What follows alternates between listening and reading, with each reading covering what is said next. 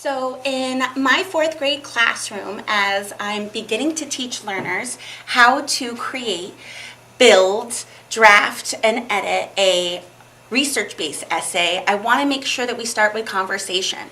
So if you can talk it out, you can write it out. Learners were in pro-con teams.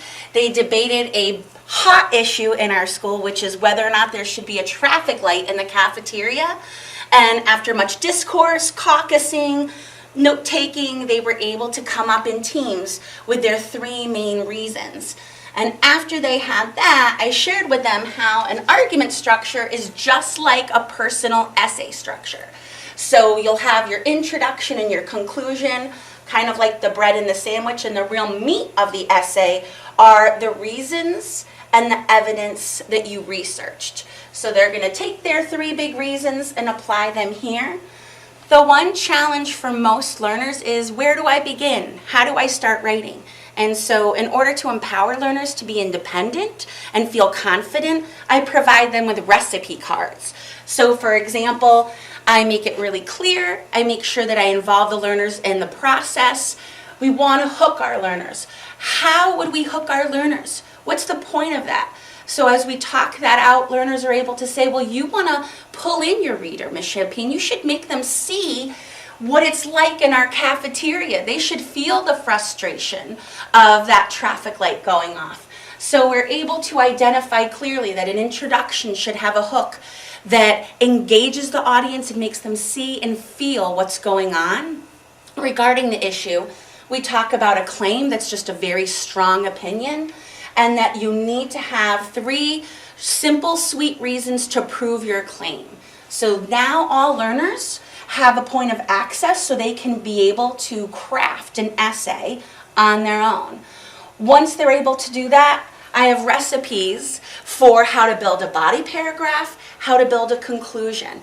And again, it's really succinctly stated with some picture cues so they know. Big star, you have to have a main idea. Arrows, make sure that you transition smoothly. Evidence. I also remind learners of what I've provided in a mini lesson. So one mini lesson was all about types of elaboration, and I was sure to incorporate it here so learners can reference and have a nice balance of details to support. Then they can all go on to building a conclusion. And my purpose here really was to distinguish between a personal essay as just how I feel versus an argument. A research-based essay should have a component that causes the audience to have a shift in thinking, or at least to consider your compelling point of view. So my learners have these charts as reference tools, so they know, okay, that's how I build it. So just like I would put together numbers to build a number sentence, oh, there's a similar kind of style. I can use an equation. I need to start with a hook, and then I go into a claim and reasons. So it's so concrete, and it delineates for learners what they need to do. So that's one main component of how I support learners in the classroom at the start of this unit. As the unit unfolds, I will provide tools. And so I have a pocket chart back here that the learners can come to at their own time when they feel it's appropriate.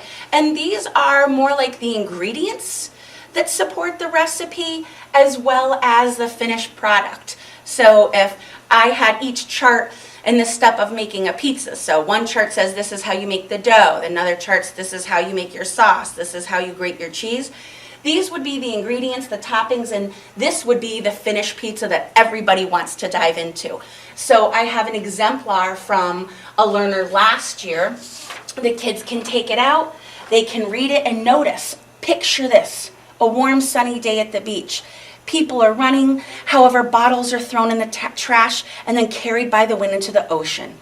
And so this causes plenty of turtles, seals, fish to get hurt.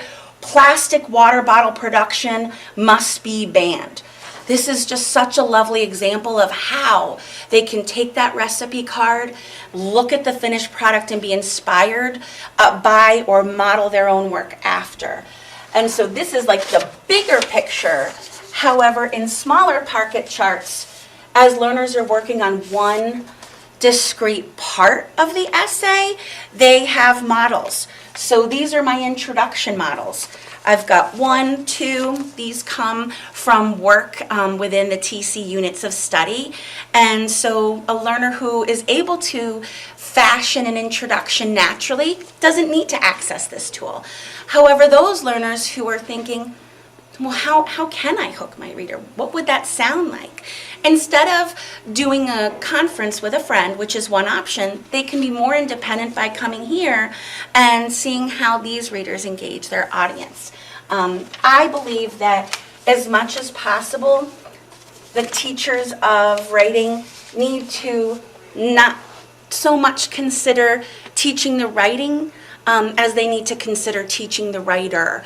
And it's my goal in my 4th grade classroom to empower my learners as authors to be able to have the scaffolds and structures necessary to begin their piece of writing, and then the tools and the supports that will allow them to get the discrete lesson, if you will, that I don't always have to provide.